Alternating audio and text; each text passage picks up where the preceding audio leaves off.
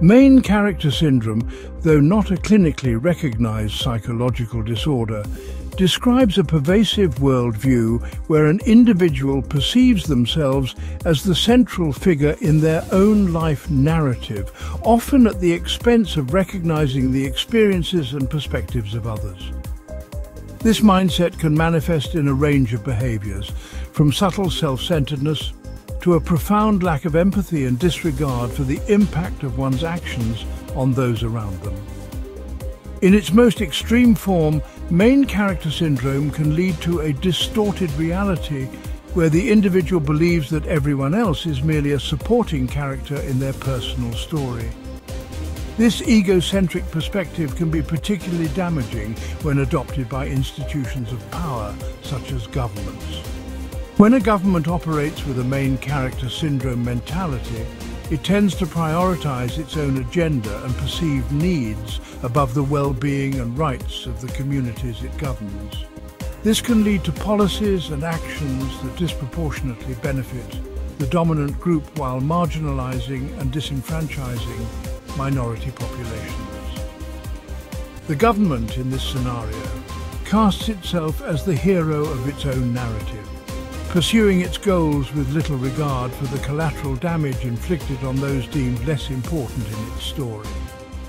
This dynamic is particularly evident in the context of settler colonialism, where the colonizing power often views itself as the protagonist bringing civilization and progress to a supposedly undeveloped land.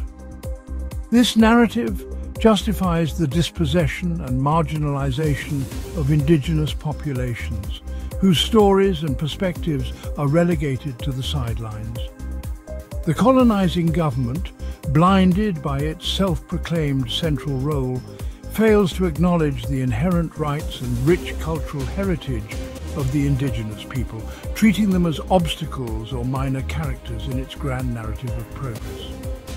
The Western Australian government's historical and ongoing relationship with the Noongar people exemplifies this main character syndrome dynamic. By prioritising economic development and resource extraction above the rights and well-being of the Noongar community, the government has consistently acted as the protagonist in its own narrative of progress, casting the Noongar people as supporting characters whose needs and perspectives are deemed secondary to the overarching goal of economic growth. This has resulted in a pattern of dispossession, cultural disruption, and ongoing marginalization that continues to impact the Noongar community today. The narrative of economic development often serves as the central plot device in the story that governments with main character syndrome tell themselves. This narrative frames economic growth as the ultimate measure of success, justifying policies that prioritize resource extraction and industrial expansion. This focus on economic progress creates a single-minded pursuit of growth, where other considerations such as social justice and cultural preservation are treated as mere subplots. In Western Australia, this narrative has been particularly dominant, with the state's vast mineral resources fueling a boom and bust economic cycle. The government often casts itself as the driving force behind this progress, highlighting its role in attracting investment and creating jobs.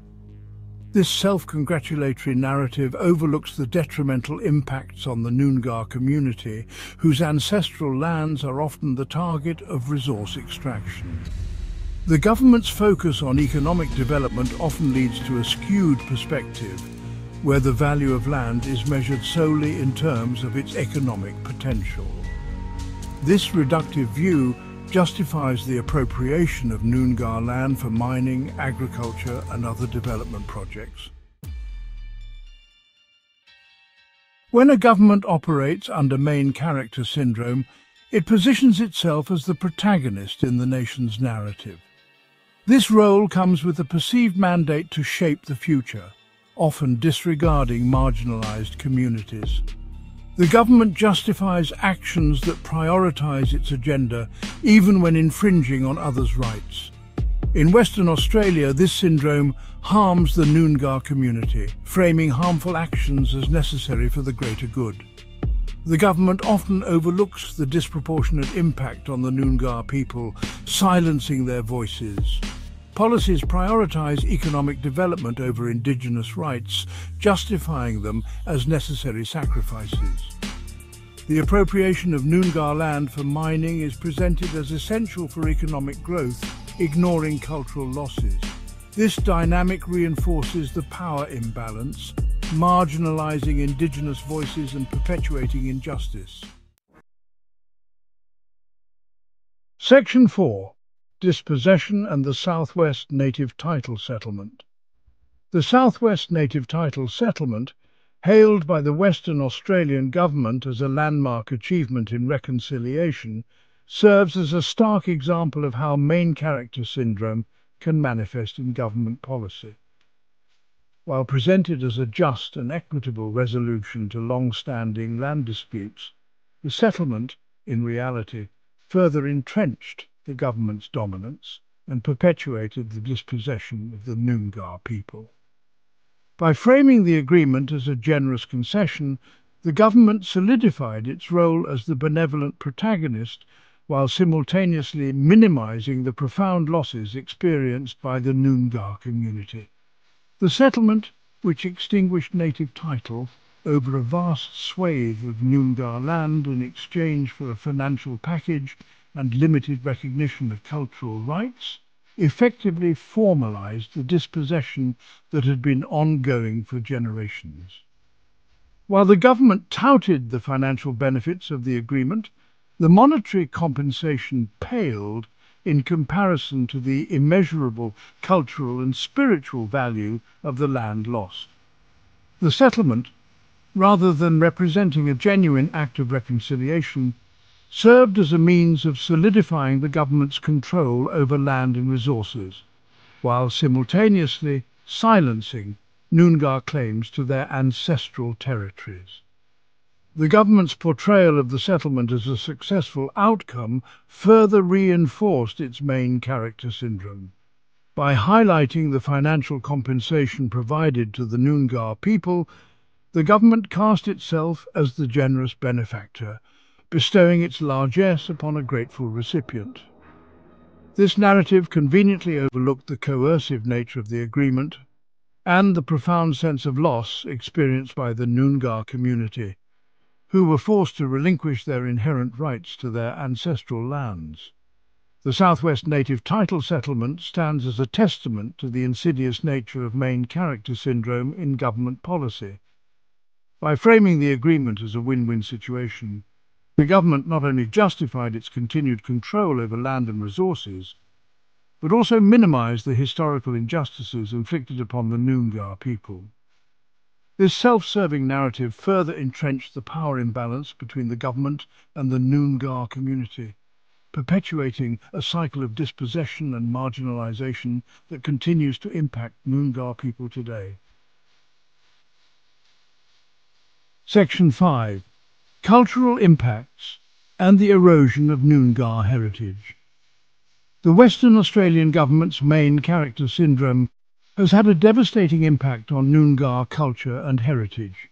By prioritising economic development and resource extraction over the protection of Indigenous cultural sites, the government has contributed to the erosion of Noongar traditions, practices and spiritual connections to the land. This disregard for Noongar cultural heritage reflects the government's self-proclaimed protagonist role, where its own narrative of progress takes precedence over the preservation of Indigenous cultures. The destruction of sacred sites for mining, agriculture and infrastructure projects represents a profound loss for the Noongar community. These sites hold immense cultural and spiritual significance, representing ancestral connections to the land and serving as vital repositories of Noongar history and traditions. The government's willingness to sacrifice these sites for economic gain demonstrates its lack of understanding and respect for Noongar culture, further solidifying its main character syndrome.